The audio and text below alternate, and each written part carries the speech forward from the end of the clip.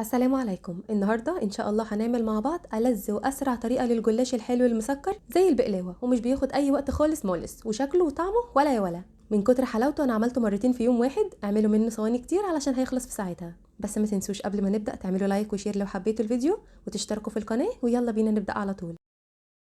اول حاجه دلوقتي هجيب لفه من الجلاش دي نص كيلو اللي عندي.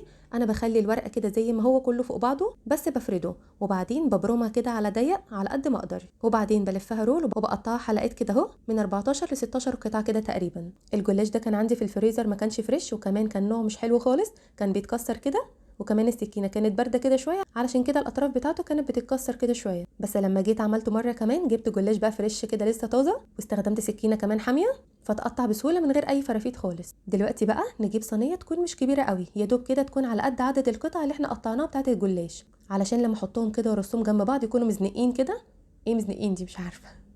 بس يكونوا لازقين كده جنب بعض علشان ما يفكوش. خلاص كده رصيتهم كلهم. نجيب بقى شويه سمنه كده سايحه وسخنه قوي، حبه حلوين كده تقريبا يعني نص كوبايه، ونوزعها فوق الجلاش، ونخلي كل قطعه داخل فيها كده السمنه كويس قوي علشان تقرمش. وبعدين بدخلها فرن متسخن على درجه حراره 200، واول ما الاقيها اتحمرت من تحت والجناب بشغل عليها الشوايه علشان تتحمر من فوق.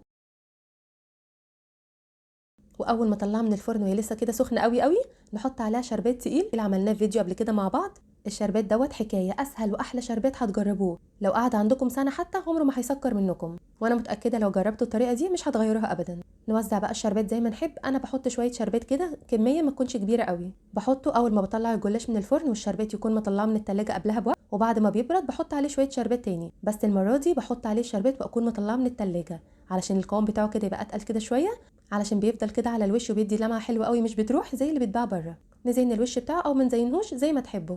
الجو كان جميل خالص. اول ما طلعت عشان اصورها في النور لقيت الدنيا هتشتي حاجه غريبه. سيبكم بقى من اي حاجه، طعمها بقى ايه عجب.